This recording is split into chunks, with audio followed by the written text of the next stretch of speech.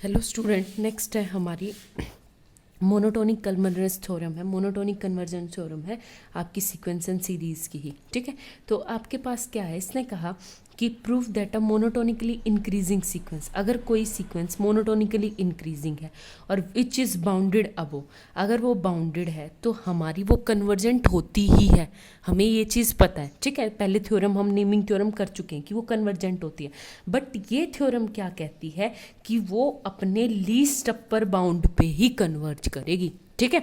और दूसरी थ्योरम इसका सेकंड पार्ट है कि अगर कोई मोनोटोनिकली डिक्रीजिंग है और बाउंडेड बिलो है तो वो कन्वर्ज करेगी अपने ग्रेटेस्ट लोअर बाउंड पे, ठीक है। बिल्कुल सेम है, मैं सिर्फ फर्स्ट पार्ट करवा रही हूँ, सेकंड पार्ट आप खुद ट्राई करना।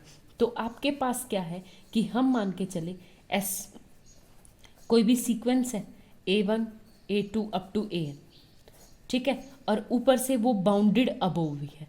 बाउंडेड अबोव मतलब उसका लीस्ट अपर बाउंड एग्जिस्ट करता है। तो हम मान के चलें कि लेट यू जो है वो लीस्ट अपर बाउंड है, ठीक है, लीस्ट अपर बाउंड है। अगर मेरी सीक्वेंस मोनोटोनिकली इंक्रीजिंग है और ऊपर से वो कन्वर्जेंट भी है और उसका लीस्ट अपर बाउंड क्या है, यू, ठीक है। तो हमें प्रूव करना है, टू प्रूव कि AN जो सीक्वेंस है वो कहाँ कन्वर्ज करेगी, U के ऊपर, ठीक है। बहुत छोटी सी थ्योरम है, U के ऊपर कन्वर्ज करेगी। तो हम कैसे करेंगे वो देखो।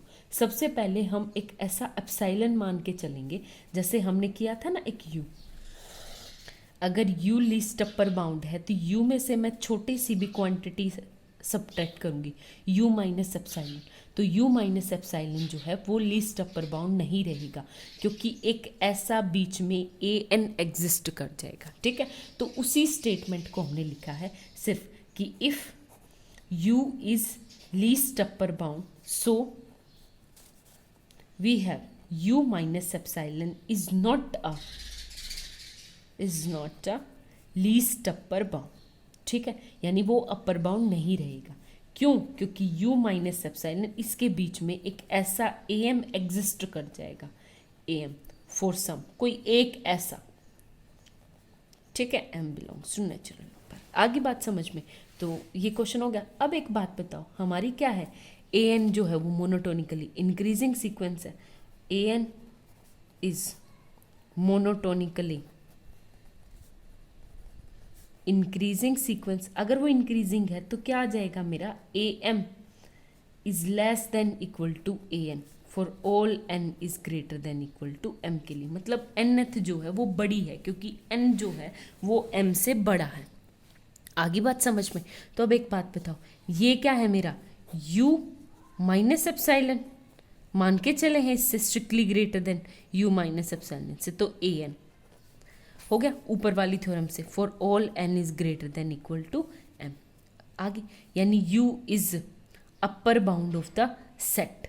अगर U मेरा अपर बाउंड है सेट का, देखो एक बात, ये U अगर लीस्ट अपर बाउंड है तो मैं U प्लस में जाऊंगी यहाँ तक, U प्लस एप्सिलॉन, वो भी तो क्या होगा मेरे पास, अपर बाउंड होगा। लीस्ट तो नहीं कह सकते, पर अपर बाउंड तो ज़रूर होगा ना। तो ये हो गया U plus epsilon is also a upper bound, ठीक है। अगर वो अपर बाउंड है तो देखो U minus epsilon greater than AN is strictly less than to U plus epsilon. आगे बात समझ में? अब एक बात, तो कुछ नहीं, दोनों तीनों साइड माइनस U कर दिया, तो ये आ गया minus epsilon less than, for all N is greater than equal to M चलता रहेगा, AN minus U is strictly less than to plus epsilon for all N is greater than equal to M, ठीक है। अब क्या हो गया, mode function हो गया, तो AN minus U is strictly less than to epsilon for all N is greater than equal to M।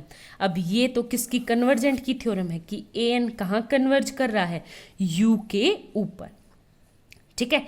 AN कहाँ कन्वर्ज करेगा, U के ऊपर, यानी U क्या हो गया इसका लीस्ट अपर बाउंड। तो आपकी स्टेटमेंट क्या होगी कि अगर मेरी कोई सीक्वेंस मोनोटोनिकली इंक्रीजिंग है, मोनोटोनिकली इंक्रीजिंग बाउंडेड है, तो वो कन्वर्जेंट तो हो जाएगी, बट वो कन्वर्ज भी कहाँ करेगी, अपने लीस्ट अपर बाउंड के ऊपर, ठीक है।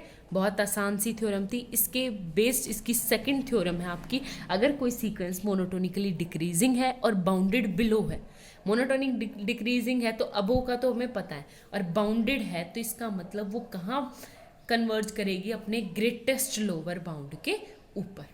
ठीक है, अब ट्राई कर लेना, फिर भी कोई प्रॉब्लम हो तो पूछ लेना। Thank you.